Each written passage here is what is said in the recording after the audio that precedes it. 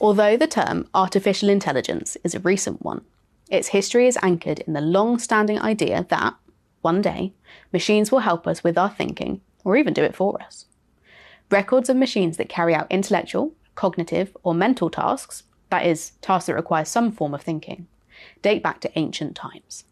For example, the ancient Greeks' Antikythera mechanism helped to predict eclipses and other events in the sky, while the 9th century Book of Ingenious Devices, written in Baghdad's House of Wisdom, has a description of the first programmable flute-playing machine. Famously, the 19th century writings of Ada Lovelace include a program for Charles Babbage's design of a mechanical computer, known as the analytical engine. However, it was the invention of electronic digital computers in the 20th century that supercharged the dream of thinking machines. Soon after their invention in the 1940s, electronic computers took on mundane tasks, such as doing sums and performing multiplication, that had previously been done by human computers and mechanical devices. As electronic computers were able to ingest and process ever-increasing amounts of data ever faster, sights were set on more challenging tasks. As early as 1948, Turochamp, the first chess-playing algorithm, was developed.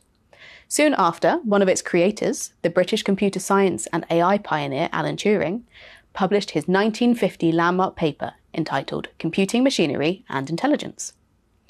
In this paper, Turing put forward a version of the imitation game that is now known as the Turing test. In this game, a human judge poses questions to a machine and to another human via text-based links. Based on their answers, the judge must decide which is the human and which is the machine. Turing argued that if the machine won often enough, that meant it could think. A few years later, in 1956, the academic discipline of artificial intelligence got its name. It was coined by John McCarthy, who organised a highly influential workshop on AI at Dartmouth College in the United States. Since then, AI research has been through a number of boom periods, but has also had intervening winters. Each boom has been characterised by widespread enthusiasm and optimism, sometimes fueled by inflated promises by researchers and amplified by sensationalist media reporting. The first AI boom peaked in the 1960s, slowing when it became clear that many of the techniques, which were known as symbolic AI, didn't scale up from the simplified problems. In symbolic AI, a human expert's knowledge is captured and stored as facts in a knowledge base in a relational hierarchy that is optimized for inference and automated reasoning. A second boom around expert systems peaked in the 1980s. During this boom, a new approach to scaling up symbolic methods was developed for real-world use.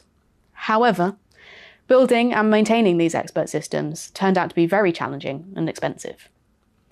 Each boom ended when it became clear that there were still too many obstacles to building thinking machines for practical application. Government and industry reduced their funding and investments, and AI winters ensued, with research and progress much reduced. Finally, in the 1990s, the machine learning boom began and continues to this day. Today's real-world impact of generative AI, plus ongoing advances in computational power, have led to huge excitement about the potential applications and benefits of AI in coming years. Some have spoken of a fourth industrial revolution enabled by AI that could change everything from the way we work and travel to the way we develop new medicines. We may now be on the brink of the kind of profound improvements in the capabilities of machines that have been dreamed about for so long.